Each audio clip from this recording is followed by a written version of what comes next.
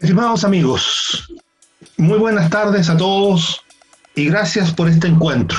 Un saludo fraternal al señor presidente del Club Coquimbo, don Carlos Esperguén Sepúlveda, y reitero mis agradecimientos a todos ustedes por participar en esta experiencia en el mundo de la palabra.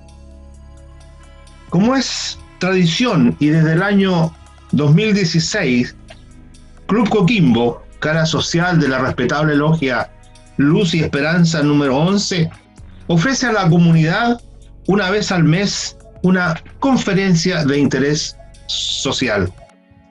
En esta oportunidad, muy contentos por iniciar el ciclo 2021 con un interesante tema a cargo del señor Horst Bucenius Cortada. Él es psicólogo de profesión, titulado en la Universidad de Chile, es magíster en recursos humanos en la Universidad de Valparaíso, magíster en educación en la Universidad del País Vasco en España, tiene un diplomado en neurociencia, fue director y creador de la Escuela de Psicología de la Universidad Arturo Prat, es gerente de la consultora de recursos humanos Praxis Limitada, escritor de numerosos textos y libros, y el último libro publicado recientemente es una interesante novela titulada El hombre que etimologaba, que de seguro tendremos algunos antecedentes. Sin más preámbulos, dejo con ustedes a nuestro conferencista, el señor Horst Bucenius Cortada.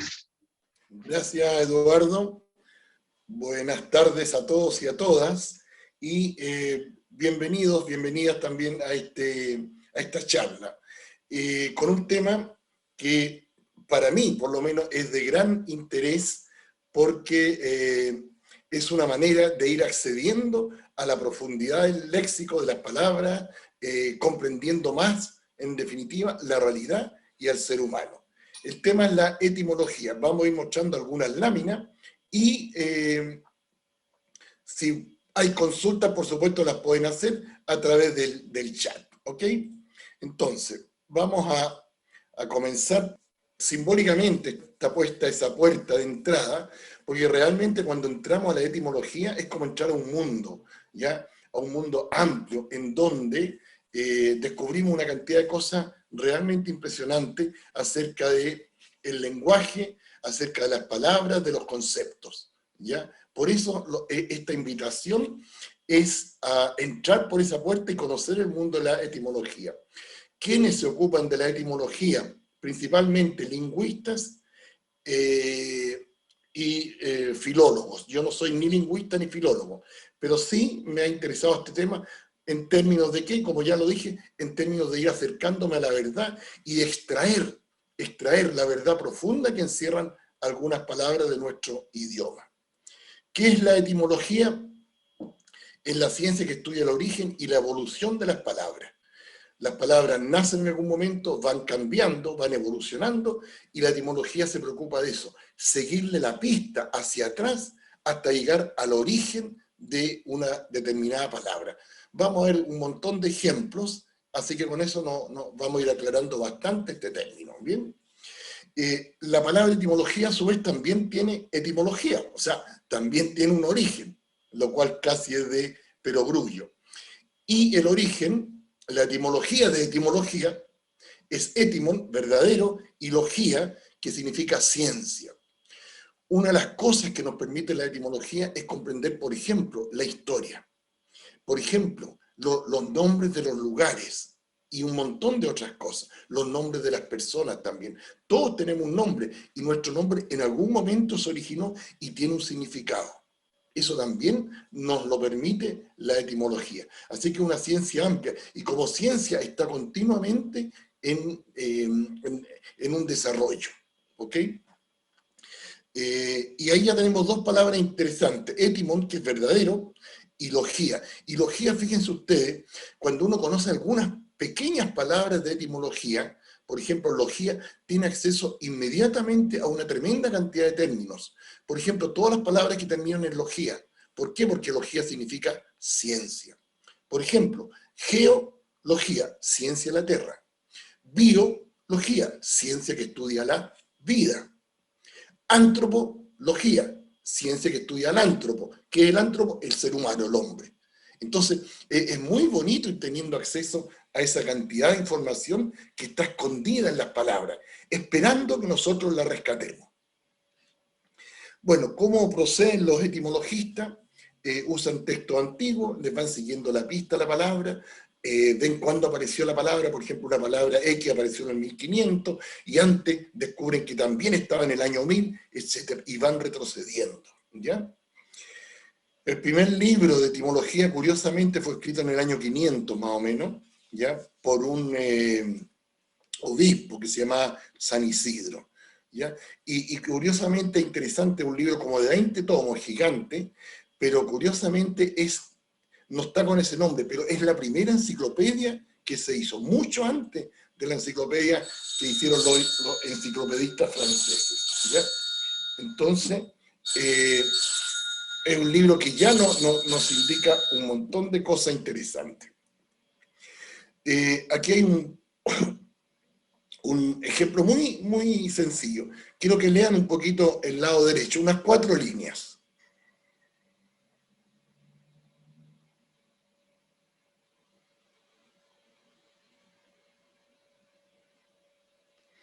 Bueno, no es fácil, ¿no es cierto?, notar, o sea, es fácil notar que estamos en el idioma castellano, pero si lo vemos así de primera está muy mal escrito. Y no es que esté mal escrito, simplemente que son, ¿no es cierto?, la forma en que se escribía en el año más o menos 1500. Eso corresponde por lo demás justamente al Quijote. Y ahora si miramos la figura que está al lado izquierdo, ¿ya? Ahí sí que no vamos a entender nada. Y sin embargo son las primeras escrituras que están escritas en español o castellano en nuestro idioma por el año 1000. O sea, imagínense, del 1000 pasamos al 1500 y pasamos a un texto de ahora, y prácticamente es tremendamente, son tan diferentes que cuesta pensar que son el mismo texto, ¿ya? Bueno, vamos a saltarnos algunas. Lo primero que vamos a hacer es ver un poco el origen de nuestra lengua, del castellano. Los lingüistas, los filólogos, clasifican las lenguas en varias familias, grandes familias, ¿ya? Y estas son las principales. Lenguas indoeuropeas, de la cual el castellano es tributario, lenguas semíticas, chino-tibetanas, amerindias y afroasiáticas. De todas estas, la nuestra, como decíamos, pertenece a la rama indoeuropea, que es prácticamente la más grande de todas las otras líneas. Más o menos de los 7.000 millones de habitantes, 7.000 millones de habitantes, la mitad hablamos lenguas que vienen derivadas del indoeuropeo, ¿ya? Y ahí hay un árbol genealógico de dónde surge, digamos, nuestra lengua. Si nos fijamos, lo primero fue un idioma indoeuropeo, ¿ya? Ese idioma no existe, es una lengua muerta, como se llama, pero ha sido reconstituido por los lingüistas, partiendo de una serie de antecedentes a partir de los demás idiomas. El indoeuropeo deriva en lenguas germanas, en indoarianas, en baltoeslavas y en ítalo-celtas, que es donde estamos nosotros. Y de ahí hay 2 ramas principales, las lenguas célticas y el latín. Y dentro del latín está el español y el resto que se llaman lenguas romances, ¿ya? O sea, imagínense, el español es actual, tiene unos 1000 años, y el indoeuropeo estamos hablando de 3000, 4000 o 6000 años antes de Cristo. Entonces, eso ha permitido a los lingüistas descubrir algunas cosas que son realmente increíbles. Por ejemplo, darse cuenta que nuestro idioma, el español, tiene relación con el sánscrito. Claro, muy lejana, pero la tiene. Mientras más cerca está en este árbol de las lenguas, más se puede entender un idioma. Por ejemplo, si nosotros podemos poner atención a alguien que hable francés, italiano o incluso rumano o catalán, con mucha atención vamos a poder entenderlo y después de una semana vamos a comprender casi todo lo que habla. Pero claro, entender el persa, el afgano, el sánscrito, obviamente que es muchísimo más difícil. ¿Por qué? Porque esa división de la lengua se produjo muchos años atrás.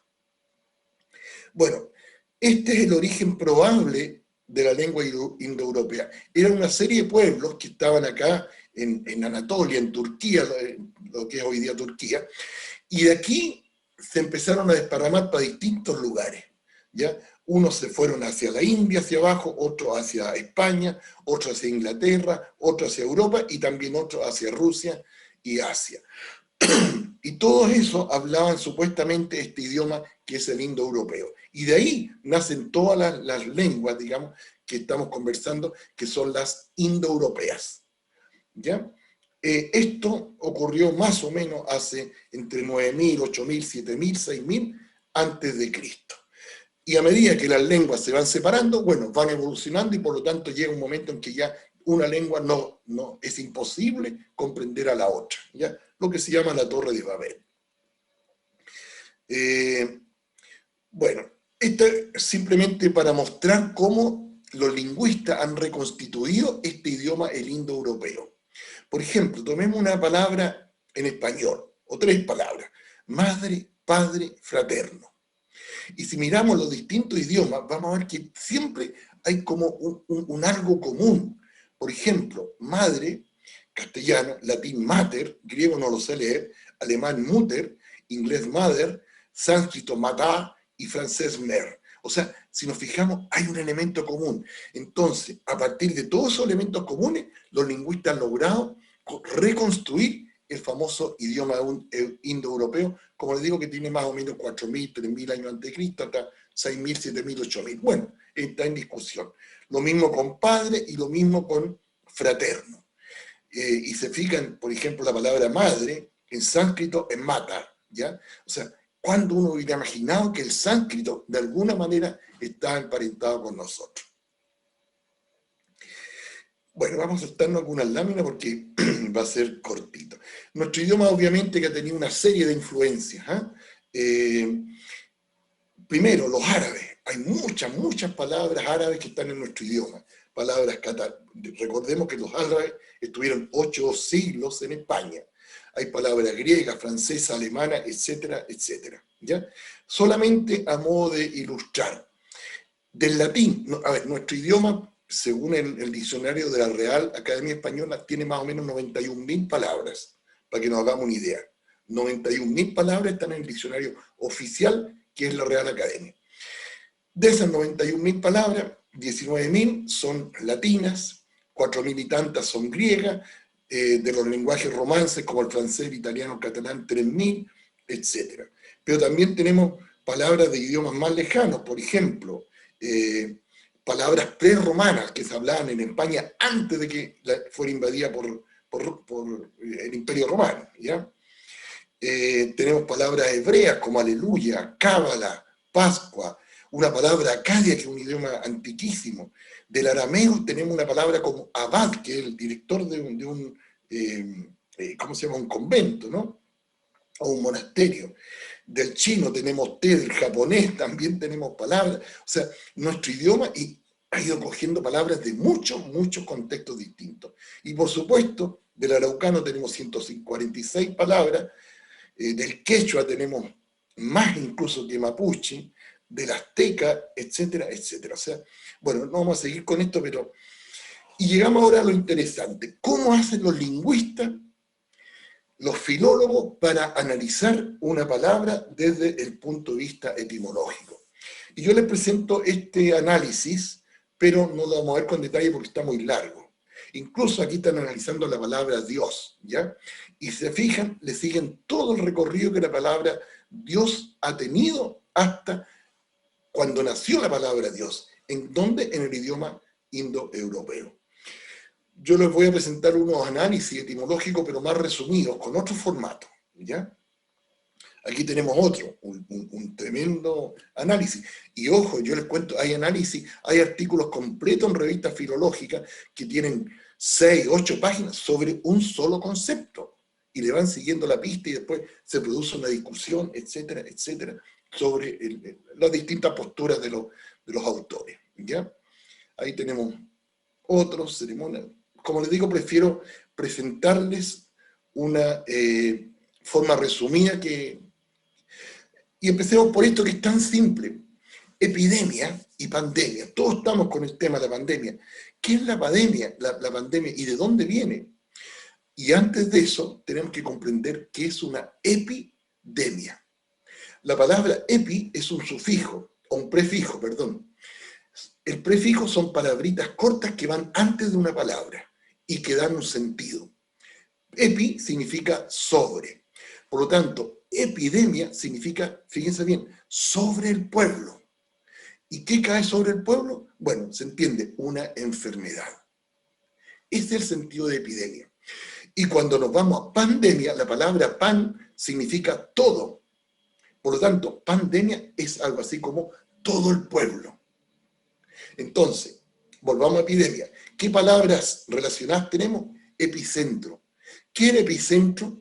Y la gente dice el epicentro donde fue el terremoto. No, no. El epicentro es la parte de arriba donde fue el epicentro. Por ejemplo, el terremoto. Por ejemplo, hay un terremoto aquí en La Serena.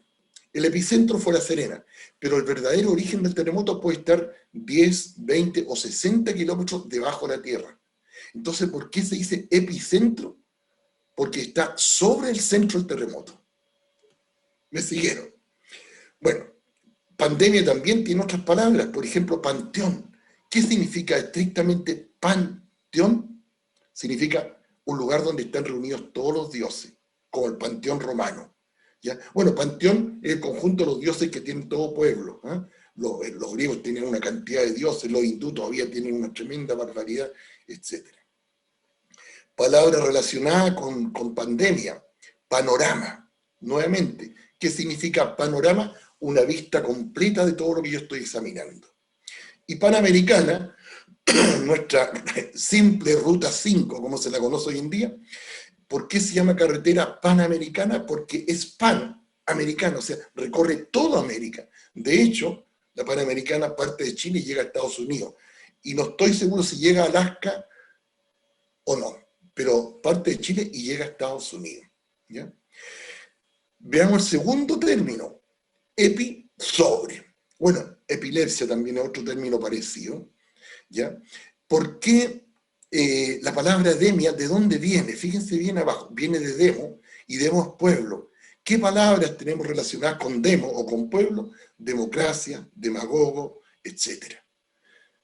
¿Se van dando cuenta cómo de repente el idioma nos empieza a mostrar una serie de lazos entre las palabras, de vínculos que jamás hubiéramos sospechado? Jamás. Una palabra sencilla, por ejemplo, medicina. ¿De dónde vendrá esa palabra? Y si tú te vas, viene de medicina. Sina es como un arte. Medi viene de meditar. Entonces, ¿cuál es el verdadero sentido de la medicina? Que el médico medita pensando en todos los síntomas que tiene un paciente, medita y después de eso da un diagnóstico. Y por eso está relacionada con la palabra meditación. Entonces, hay cosas que se van aclarando y son sorprendentes. A mí me entusiasma este tema y me gusta mucho. ¿Ya? A mí me ha permitido aprender muchísimas cosas. Bueno, vamos a ver algunos otros ejemplos. Sarcófago. ¿Qué es un sarcófago? Un buen análisis etimológico debe definir la palabra de la cual estamos hablando. Sarcófago, en castellano, es un sepulcro o ataúd de piedra. Por ejemplo, los famosos sarcófagos egipcios. ¿Ya? ¿De dónde viene esta palabra? Fíjense qué interesante. ¿Ya? Viene de una palabra latín que es sarcófagus. Y esta palabra también significa lo mismo. Y esta palabra, a su vez, viene de sarco y fagos. Fagos significa fagocitosis. ¿Ya? A su vez, sarco significa carne y fago, comer. Por lo tanto, en griego, ¿no es cierto?, la palabra sarco es carne y fago comer. ¿Y por qué este análisis? Porque los griegos, cuando ellos iban a Egipto, veían los sarcófagos y veían que adentro habían huesos nomás. Entonces ellos pensaron que la piedra que usaban los egipcios para poner adentro el cadáver, o sea, el sarcófago mismo, se comía la carne. Y ese es el origen de la palabra sarcófago, ¿ya? Ahora, una palabra parecía, fíjense qué interesante, sarcasmo. sarcasmo. Y les pregunto, ¿qué es un sarcasmo?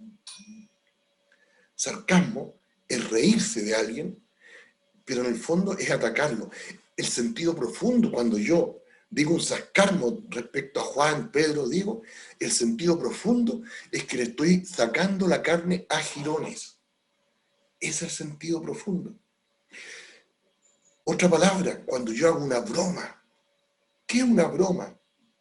La palabra broma viene de una palabra arcaica, griega, que era algo así como brüm. ¿Y qué era brüm? Para los griegos, era un molusco que se pone debajo de los botes de madera, de los barquitos, de los botes, y este molusco empieza a carcomer la madera hasta que el bote se hunde. Entonces, la broma significa, ¿no es cierto?, un poco como el sarcasmo, alguna forma de herir a los demás. Una broma simpática entre medio, por supuesto, todos la celebramos, pero cuando yo tomo a alguien y a esa persona le hago constantemente broma, lo que estoy haciendo es hundiéndola, igual que el molusco, el bremen, hunde un bote. Entonces, cuando tú sabes esto, ojo, vamos a controlar el sarcasmo, vamos a controlar la broma, o sea, también te sirve la etimología para tu propio desarrollo personal. Jeroglífico, vamos a irlo un poquito más rápido, ¿ya?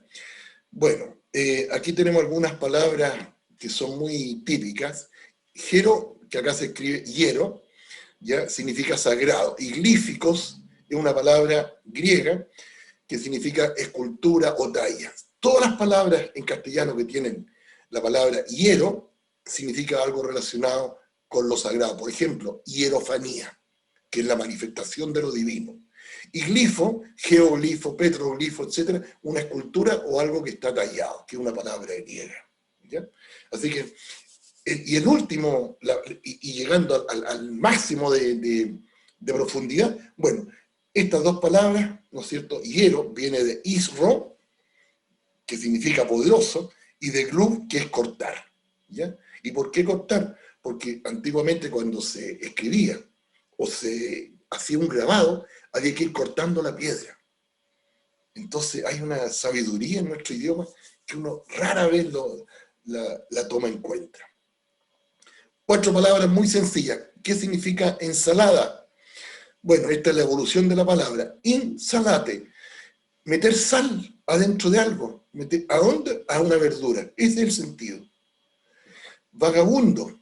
Vagar. Andar por varias partes. Y bundos, que significa simplemente una terminación verbal. La palabra, cuaderno me la salto, alarma. La palabra alarma, ¿tú tienes alarma en tu casa? ¿Qué es la alarma?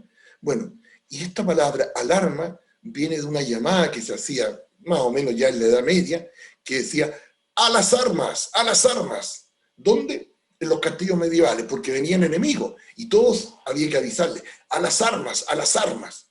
Y hoy en día quedó la palabra como alarma. ¿Eh? Igual que gendarme. ¿Qué significa gendarme? Piensen en la palabrita. Francesa, por si acaso. Bueno, de origen francés. Gendarme. Gente de armas. Eso significa gendarme. Gent, en francés, de arme. Gendarme. Gente de armas. ¿Ya? Bueno, una palabra muy bonita. Gitano. Y le pregunto, ¿qué es gitano? Y aquí hay un tema interesante, ¿ya? Se le dice gitano, ¿saben por qué? Porque antiguamente, en la Edad Media, la gente pensaba que los gitanos venían de Egipto. Entonces la palabra, fíjense bien, le decían, en la Edad Media le decían, este es un egiptano. Egiptano, ¿por qué? Porque viene de Egipto, ¿ya? Y obviamente que están equivocados, los gitanos hoy en día se sabe que vienen de la India, ¿ya? Pero en ese tiempo se pensaba que venían de Egipto y por eso le llamaban gitano y después egiptano. Y quedó como gitano en nuestro idioma actual, ¿ya? Y una palabra también interesante, esclavo, ¿ya? Esclavo viene de eslavo, ¿ya? Y también fue una palabra tiene una palabra con bastante historia, porque en una guerra por el año 1100 se capturaron muchos eslavos, y los eslavos quedaron como esclavos. Y por lo tanto, la palabra pasó de eslavo a esclavo, ¿ya? Bueno, son cosas... Esta es una palabra que les va a interesar, asesino. ¿Qué tiene que ver asesino con fumar marihuana? Te pregunto a ti, ¿fumas marihuana? Resulta que la palabra asesino viene de hachís, ¿ya? Que es la semilla del cáñamo, ¿ya? Y es una palabra del árabe, esa no viene del indoeuropeo. Del árabe pasó al latín medieval como assassinus y ahí el español. ¿Y por qué se explica el origen de esta palabra? Bueno, porque más o menos en el año 1000 aproximadamente, había una secta de asesinos, y estos asesinos, el que los dirigía, los hacía fumar hachís para que vayan a asesinar. Y los tipos iban drogados, digamos, ¿eh? Con hachís a asesinar. Y esos son los verdaderos asesinos. Bueno, y la palabra quedó en nuestro idioma para mostrar a toda persona que mata a otro ser humano. Pero de ahí viene ese nombre tan curioso. Va avanzando el tiempo. Palabras bonitas, ¿eh? Hermosa, siderurgia. ¿Qué tiene que ver la siderurgia con sideral? La siderurgia es la industria del acero. Sideral es del espacio. ¿Qué tiene que ver una cosa con la otra? La etimología nos muestra el origen profundo. Esta es una palabra más antigua que existe en nuestro idioma también, ¿ya? Y se trata de lo siguiente. Cuando el ser humano empezó a usar el hierro, estamos hablando de 1500 años antes de Cristo, el primer hierro que usaron los seres humanos para fundirlo era hierro que venía en los meteoritos. Imagínense. ¿Por qué? Porque sacar el hierro de un meteorito es mucho más fácil, requiere menos calor que sacar el hierro de una piedra de la tierra. Por lo tanto, de ahí que está el origen de la palabra, ¿no es cierto?, siderurgia. O sea, la siderurgia originalmente fue la industria que trabaja el hierro. ¿Y cuál hierro? El hierro sideral, el hierro que cae del espacio. Imagínense lo bonito que ha sido. Estamos hablando de 1500, 3500 años, y tú te hacías una espada o un cuchillo con hierro de meteorito. O sea, tenían un cuchillo espacial. Y de hecho, lo que está ahí a la derecha, esa es la famosa daga de Tutankamón, que se descubrió hace poco, unos 8 años atrás, se descubrió que había sido confeccionada con hierro de meteorito. Imagínense, o sea, Tutankamón tenía una daga, un cuchillo, que estaba hecho con hierro meteórico, ¿ya? Entonces, bueno, palabras relacionadas. ¿Qué es un desastre? Resulta que si se fijan bien, la palabra desastre tiene desastre, ¿ok? Y astre, estrella. Estrellarse también está vinculada con estrella. Bueno, algunas palabras que son muy comunes y que nos muestran la sabiduría del lenguaje. Cort, ¿ya? Que es corazón. Y fijémonos la cantidad de palabras que están ligadas a este sufijo. En indoeuropeo, 5.000, 6.000, 7.000, se decía kert, al corazón. Después la misma palabra se abrevió a krt y pasó al latín como corazón o cord, que es corazón. Y todas las palabras, o casi todas las que tienen cord, tienen que ver con el corazón. Fíjense qué interesante. Vean esta, recordar. Recordar. Esa palabra nos está indicando que recordar es volver a poner algo, volver a repetir, volver a poner un recuerdo en el corazón. Ese es el sentido profundo de recordar. Por eso las mujeres recuerdan más que nosotros los varones, porque la mujer siempre es mucho más emocional que nosotros. Entonces todo lo vive con emoción. Y por eso es tan importante, ¿no es cierto?, la palabra recordar. O sea, la etimología o la sabiduría popular sabía más que la psicología hace miles de años atrás, ¿ya? Palabras como coraje, cardíaco, en fin, todas esas tienen que ver con corazón. Por ejemplo, ¿qué es la concordia? Tener una buena relación de corazón a corazón. ¿Qué es la discordia?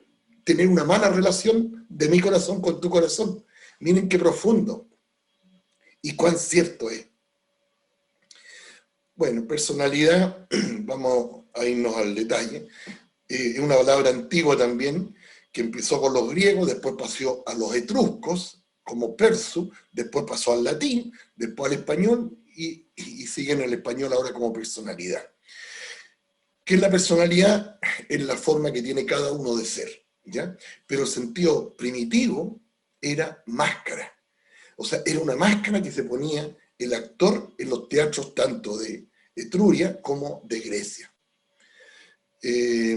Por lo tanto, a veces hay muchos psicólogos, por ejemplo, que no les gusta mucho la palabra personalidad, porque en el fondo la palabra personalidad viene de máscara. Y uno se puede hacer la pregunta, bueno, ¿yo socialmente soy realmente yo o no? O te lo pregunto a cada uno de ustedes que estamos en la charla. ¿Tú eres siempre tú? ¿O te pones una máscara para estar en tu grupo social, en tu trabajo y en otros lados? ¿Ven cómo nos va haciendo reflexionar la etimología? Palabra interesantísima. Una palabra genial, cónyuge. ¿Qué es un cónyuge? El consorte, esposo o esposa. ¿Cuál es la etimología? Fíjense bien, aquí empezamos del indoeuropeo, yug, sigue en indoeuropeo, jung, latín jungere, latín concungere, latín conjux y latín conjugem, y castellano cónyuge, ¿ya? Pero, ¿cuál es el sentido profundo? Es el de unir, unión. Entonces, ¿qué es un cónyuge? Son dos personas que están unidas. Eso es de simple. Pero vamos a la profunda. Veamos que la palabra yoga también viene de Jung. ¿Y qué es el yoga? Puse ahí la definición de nuestro diccionario de la Real Academia. Conjunto de disciplinas de la India que tienden a conseguir la perfección espiritual y, fíjense bien, y la unión con lo absoluto. O sea, la palabra yoga te indica que no son solamente ejercicios físicos, significa que es una disciplina muy profunda, milenaria, y cuyo objetivo principal es unirte tú, ya en el nirvana, con lo absoluto. Ese es el sentido de yoga. Es tremendamente bonito eso, ¿ya? Y curiosamente, esta palabra nos viene de muy atrás, del indoeuropeo y también después del... Bueno, pero la palabra religión, ¿qué significa? Y fíjense que yoga, una disciplina oriental, es totalmente congruente con una palabra religión que es una palabra nuestra occidental. Religión significa religare. ¿Qué significa religare? Volver a ligar, o sea, volver a unir. Volver a unir, ¿qué dice uno? La religión. Volver a unir el alma con Dios. Así es simple. Entonces, yoga, tú te vas a unir con lo absoluto. Y en el caso de la religión, también una disciplina que te permite volver a unirte. Y fíjate bien, volver a unirse. O sea que alguna vez estuviste unido, pero ese es otro tema. Volver a unirte, ¿no es cierto?, con Dios. Ahora, en el caso de la Iglesia Católica, ¿cómo hace este religare? A través de los sacerdotes, de los curas, ¿ya? Y dentro de los curas, de los sacerdotes, ¿quién es el principal? El Papa. ¿Qué otro nombre tiene el Papa? Pontífice, bien, justamente. ¿Y qué es pontífice? Ponti es puente. Fice es hacer, construir. Pontífice es un constructor de puentes, un hacedor de puentes. Entonces, la religión se trata de una disciplina para volver a unirte con Dios. ¿Cómo? Bueno, según la Iglesia Católica, porque es una forma, a través del pontífice, a través de un puente. En otras palabras, el Papa y los curas son el puente que te permiten unirte a Dios. Otras religiones, por supuesto, no piensan igual. ¿Ya? El yoga mismo, el yoga no postula la necesidad de tener ni cura, ni nada por el estilo, ni gurús para llegar a juntarte con lo absoluto. Bueno, ahí está la palabra bromas que la vimos.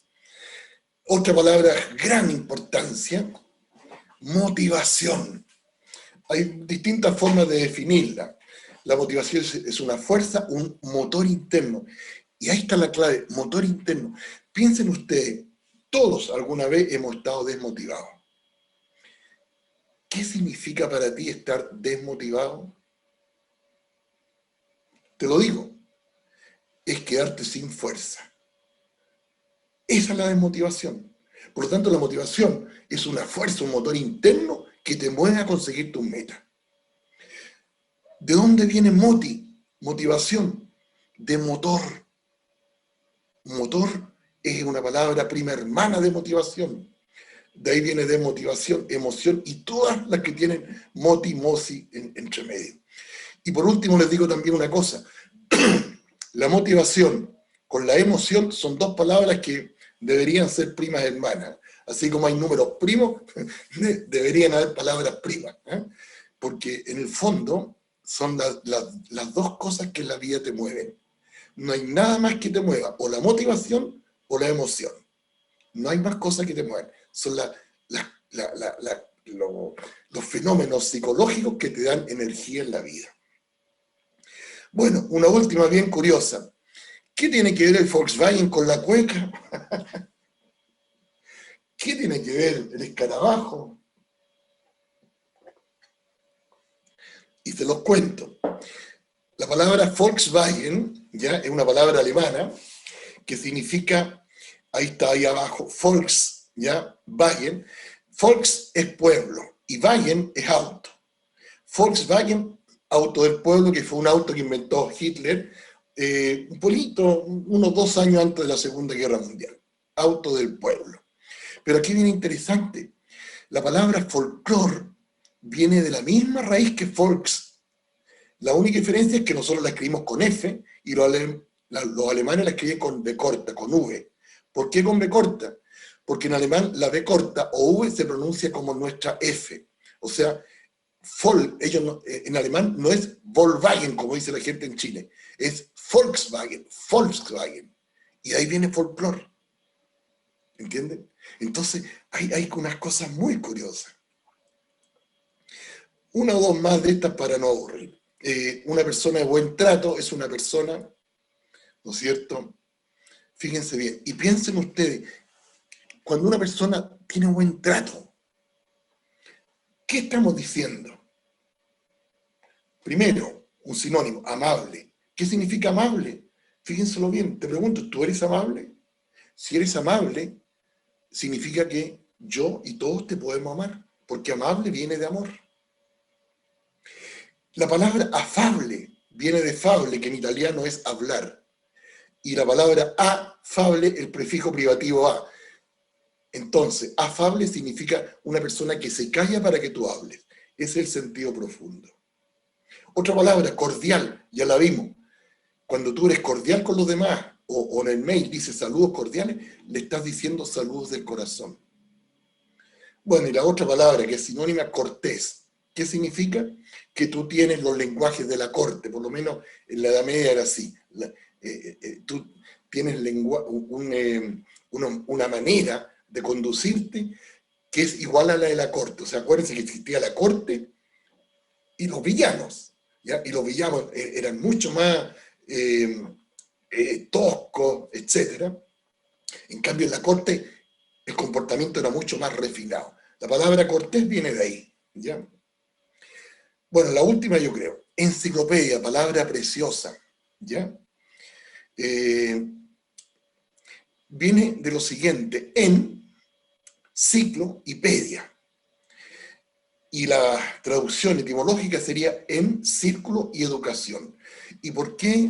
Porque la enciclopedia, cuando se inventó, digamos, en el año 1700 y tanto por los enciclopedistas, pretendía ser un libro que contuviera toda el conocimiento de la humanidad. Entonces, por eso el sentido de círculo. Una palabra te lleva a la otra te lleva a la otra para acá, para allá, para allá. O sea, en un libro que era la enciclopedia, tenías todo. ¿Por qué la enciclopedia todo esto tienen tomos? La palabra tomo significa dividir. De ahí viene una palabra como átomo, sin división. ¿Ya? Bueno, uno se entusiasma. Y dado que el Club Coquimbo, ¿no es cierto?, viene o está tan relacionado con la logia masónica, una palabra que también uno la puede llevar hasta el final en su análisis. Francmasón. ¿Qué son los francmasones? Esto deriva de franc, que significa libre, palabra francesa, y macon, que significa albañil en francés. Si seguimos bajando, nuevamente el francés, las primeras pronunciaciones eran franco, que significa libre, y mason, que significa hacer. Y de ahí pasamos ya finalmente al idioma alemán, más bien al germánico, donde finalmente Makon es hacer. Por lo tanto, en alemán hoy en día todavía machen significa hacer algo en forma libre. De ahí viene el sentido profundo de la francmasonería. ¿Bien? Bueno, vamos a saltarnos alguna porque vamos a ver esta y después 5 minutos más para terminar. Arquitecto, palabra importante y por lo que yo sé para la masonería, ¿ya? Se habla del gran arquitecto del universo. Arquitecto, palabra nuestra, española. ¿Viene de dónde? Architecto, del latín. ¿Y qué significa archi o arquitecto? El constructor principal. La palabra arqui significa principal. Cuando tú vas a una obra, te están construyendo un edificio, está el arquitecto. ¿Cuál es el sentido de arquitecto? El constructor principal, es el que manda en la obra. Ese es el sentido de arquitecto. Hay una palabra muy parecida, ¿ya? Que es arqueo. Por ejemplo, arqueología. Pero arqueología viene de viejo, de antiguo. No tiene nada que ver, aunque se parecen mucho. Bueno, y nuestra palabra arquitecto viene finalmente del indoeuropeo, la palabra tex, o sea, nuevamente, y que significaba en ese tiempo ya tejer o construir. Vamos a saltarnos algunas porque quiero que veamos un par de cosas más. Bueno, algunas etimologías populares, que es una pregunta y algo que uno escucha mucho, ¿eh? Mucha gente, incluso gente que uno supone más o menos versada en la lengua, dicen amor significa que no muere. ¿Por qué dicen ellos? Porque amor, o sea, recuerden, la A delante de una palabra le quita el sentido, es como lo opuesto. Eso es una etimología falsa. Amor viene de una palabra ama o ma, que es una palabra para referirse a la mamá que usan las guaguas, ¿ya? Pero no tiene nada que ver con que no muere. Otro error común que uno se encuentra, alumno, y hay profesores que dicen, tengo que enseñarle a los alumnos porque estos niños no tienen luz. Falso. Alumno viene de alere, y alere significa alimentar, o sea, alimentar el espíritu en este caso, ¿eh? Entonces es interesante también la palabra. Si uno le creyera a la gente que dice que alumno significa que no tiene luz, pucha, entonces, ¿qué significaría alumbrar? Sería absurdo, ¿ya? Adolescente, la gente dice que adolece de madurez. Y la verdad es que adolescente también viene del verbo alere, que significa todavía alimentar. O sea, en el sentido que no es el adolescente no es todavía un sujeto como para solventarse a sí mismo. Y la última palabra que les muestro de esta falsa etimología es paciente. Porque todo el mundo dice, ¿qué significa ser paciente? Significa que tú tienes que tener paciencia porque el sistema médico es lento, porque los médicos te van a atender después de mucho rato, etc. Falso. La palabra paciente viene de una palabra latina, patiens, y patiens tienen que ver con patos, que es en el fondo, bueno, acortando, tiene que ver con sufrir. De ahí viene la palabra paciente, no la vamos a analizar en detalle, pero no tiene que ver con ser paciente, tiene que ver más bien con sufrir. O sea, tú estás con una patología, de ahí viene patología, tienes un patos, una enfermedad. Bueno, ahí está la misma. Aquí hay algo que es bueno conocer, con esto vamos a ir terminando. La palabra moral. Y casi todas las palabras en castellano funcionan de esta manera. Tú le agregas una in, ¿no es cierto? Por ejemplo, inmoral. ¿Y qué significa? Contra la moral. Le agregas una A y significa sin moral. Miren qué interesante. Entonces, la moral, la ética, el comportamiento, ¿ya? Si uno ve que alguien actúa contra eso, es una persona inmoral. Pero si uno no toma en cuenta la moral, es amoral. Por ejemplo, cuando un perro se come un corderito, ¿es moral, inmoral o amoral? Amoral, amoral, ¿ya? Y en muchas palabras está puesto lo mismo. Por ejemplo, ¿qué es una afonía? Es perder la voz. Pero en cambio, ¿qué es una disfonía? Es tener un problema en la voz. La A quita el sentido de la palabra. Y la dis es como decir, hay una perturbación en la palabra. Por ejemplo, alexia, una persona que no puede aprender a leer. Dislexia, que le cuesta mucho aprender a leer. ¿Ya?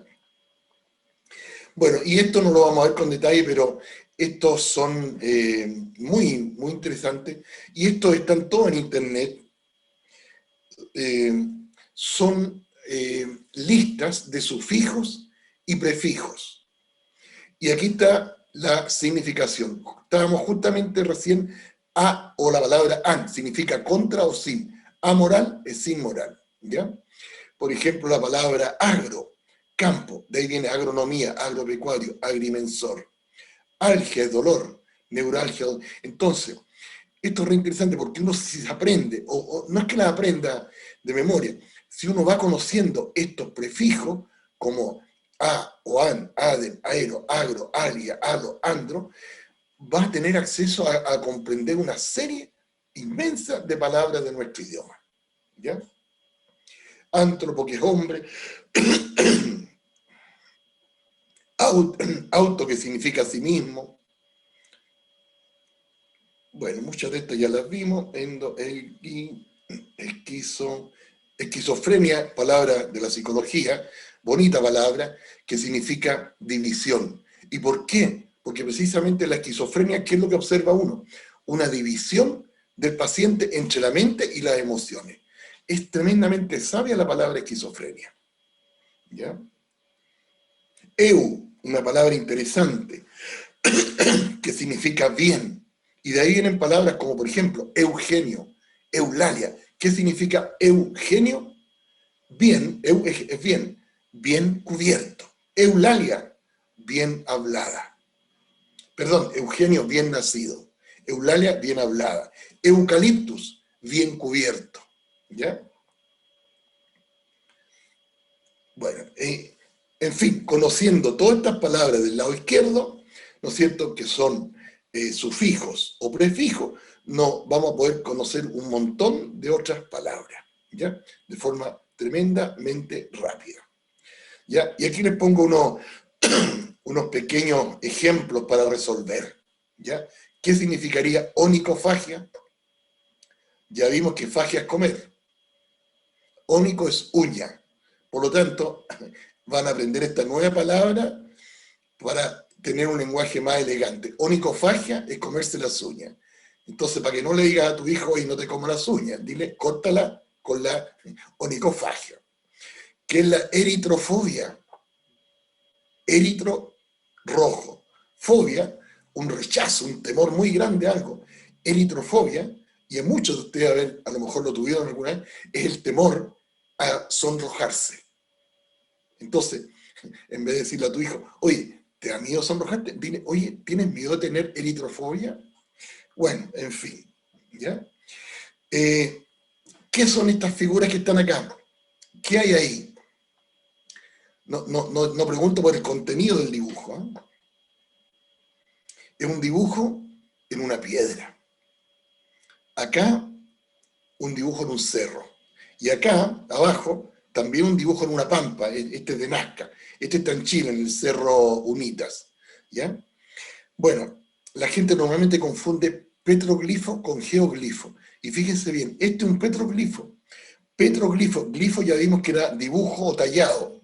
Petro es un dibujo tallado en la piedra. Geoglifo, glifo, o sea, un dibujo hecho en la geo, en la tierra. Bueno, y el de abajo es una pintura rupestre. Hay etimologías que están derivadas de nombre, ya, por ejemplo, de dónde viene sadismo, del Marqués de Sade. Masoquismo, de un tal, un sujeto que se llama Masoch, un alemán, que le escribía carta a la polola diciéndole todas las aberraciones que él haría, golpeándose y todo, para conseguir su amor. Platónico viene de Platón, a chaplinar de Chaplin, en fin. En nuestro idioma siempre se están creando palabras, ¿ya? Bueno, hay algunas palabras que no tienen una etimología rastreable, sino que son palabras científicas que han aparecido. Ovni, quasar, radar, láser y muchas otras, ¿ya? Bueno, y por último, algunas disciplinas relacionadas con la etimología.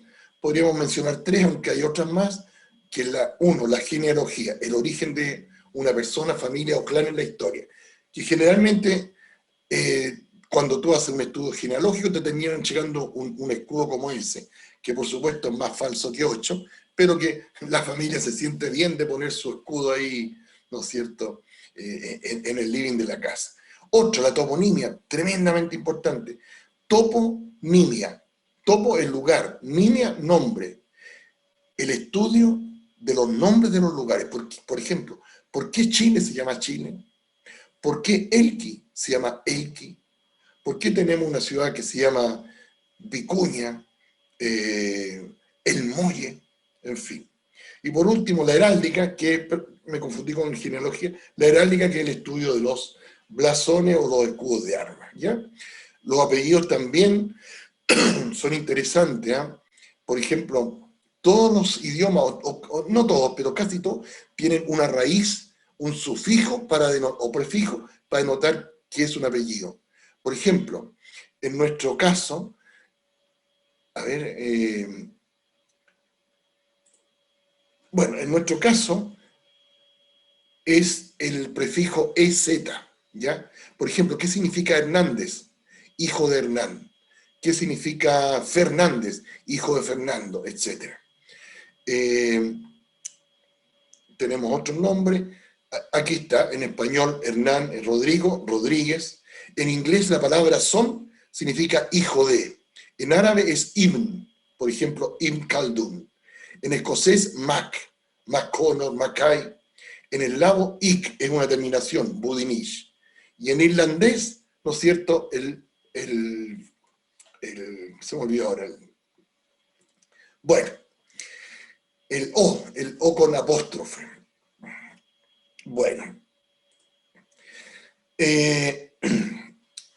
Con eso ha sido algo bastante rápido, pero mi pretensión, como les digo, yo no soy un experto, no soy ni filólogo, ¿no es cierto?, ni lingüista, pero me gusta escribir, me gusta llegar lo más profundo al sentido de las cosas, aproximarme a la verdad del ser humano, de la cultura, y por eso me ha interesado el estudio de la etimología. Bueno, y he ido aprendiendo harto a lo largo de los años por mi interés, sin que, como les diga, sea un profesional de esta área ni nada por el estilo.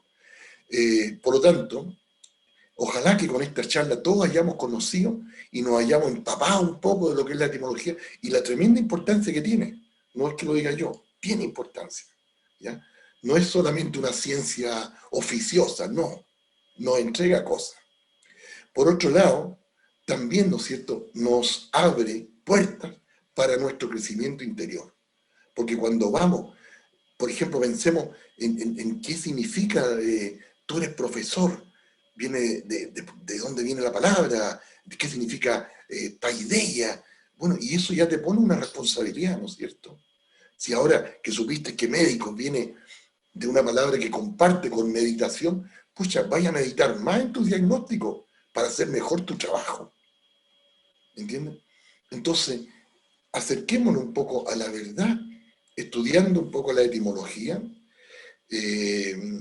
crezcamos también como personas y finalmente, bueno, vamos a tener acceso a muchísimas cosas que ustedes vieron ahora muy de pasar, pero que nos abre muchísimas puertas.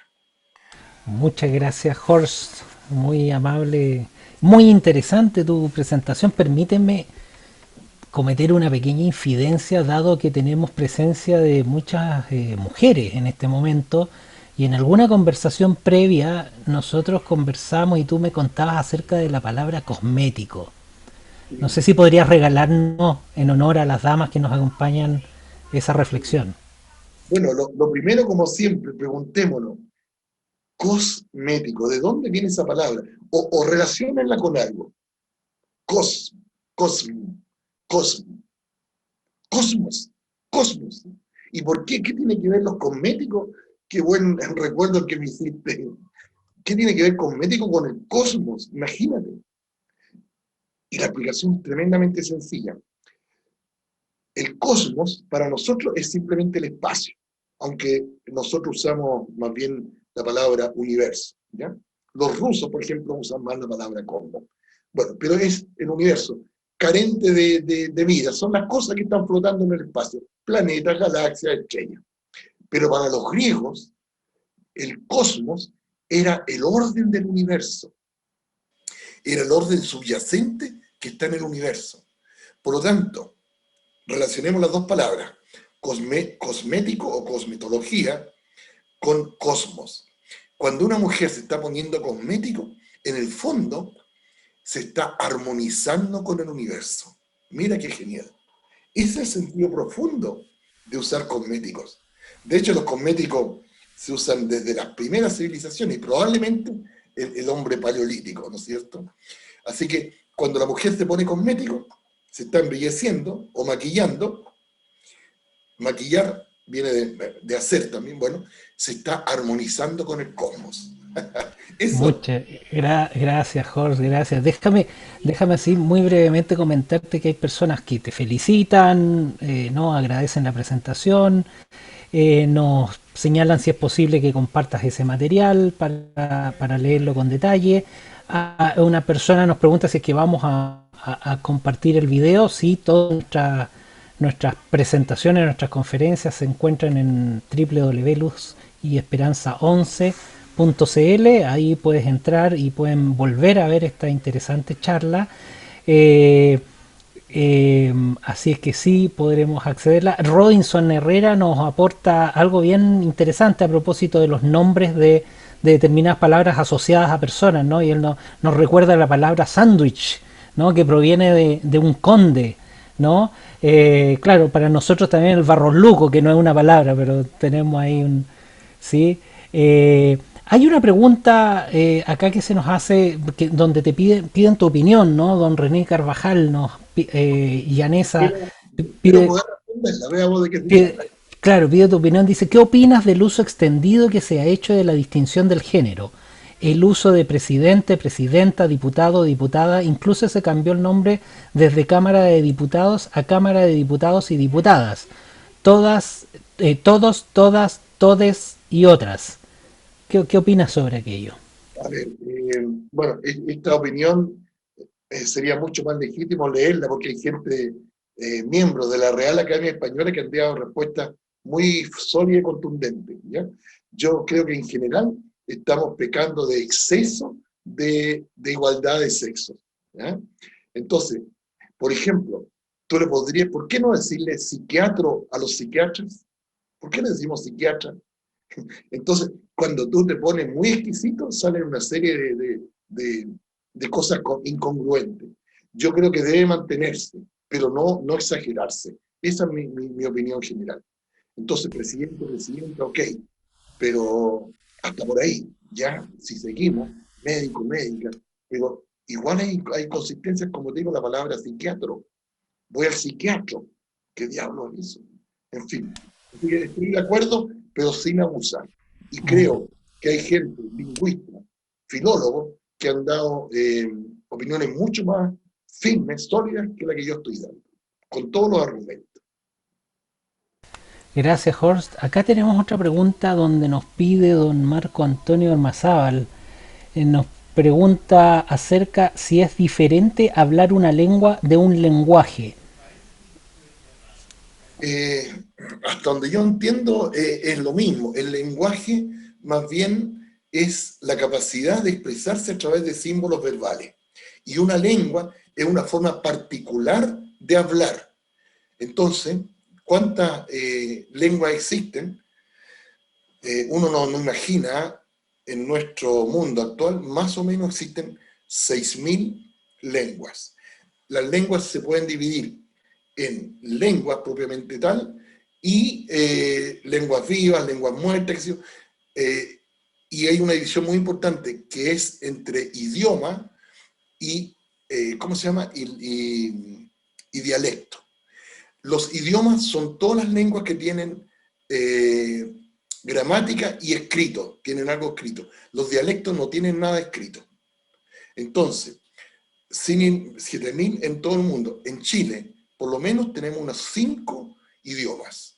Tenemos el castellano, obviamente, tenemos el mapuche, tenemos la aymara, tenemos el pascuense, aunque no sé si el pascuense está escrito. Hay otros que se han extinguido, por ejemplo, como el cacán, que hablaban los diaguitas. En el sur habían dialectos, por ejemplo, los onas tenían dialectos, no idiomas, pues no tenían ninguna gramática. ¿Ya? Entonces, la lengua es una forma particular de ejercitar o de ejercer o de utilizar el lenguaje, eso diría yo. ¿Ya? Gracias, Horst. Un último comentario a propósito de algo que señalaste, ¿no? Hace poco veía en la televisión un reportaje del sur y hablaban de un gusano que se le metía a los barcos abajo y le decían la broma, ¿no? ¿En A serio? propósito de... Sí, claro, claro, en Chiloé hay un gusano y por eso tienen que cambiar ciertas piezas de los barcos y le decían la broma. Yo decía, ¿por qué le dicen la broma? Pues será jodido, pero ahora, gracias a tu presentación, he aprendido entonces el sentido que tiene Claro, la broma en ese contexto. Oye, Horst, una palabra griega antiguamente que se pronunciaba algo así como brüm, y seguramente alguien la traslapó acá al ajá. sur y la están ocupando. Miren qué bueno eso. Horst, muy interesante, queremos agradecer tu tiempo, tu presentación, la preparación, la dedicación que dedicaste a esto que nos estás compartiendo, tu generosidad. Queremos dejarles invitados, no, no me despido yo porque eso lo va a hacer don Eduardo Rojo a continuación, ¿no? Pero agradecerte, Horst, y dejarles invitados para nuestra próxima charla de Club Coquimbo. Sí, Eduardo, por favor. Bueno, muchas gracias, Jorge, por tan interesante eh, entrega de conocimientos. Yo también soy un convencido de que el hombre, gracias a la palabra, poéticamente habita este mundo. O sea, la única manera de vivir en esta realidad es a través de la palabra. Bien, reitero nuestros agradecimientos por su valiosa participación y de igual manera al señor Jorge Bucenius por su valiosa e interesante participación.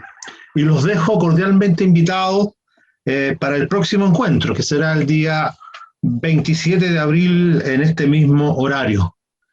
Tengan ustedes muy buenas noches, cuídense mucho, porque estamos en una situación muy compleja. Muchas gracias, reitero los agradecimientos a todos ustedes. Muy buenas noches.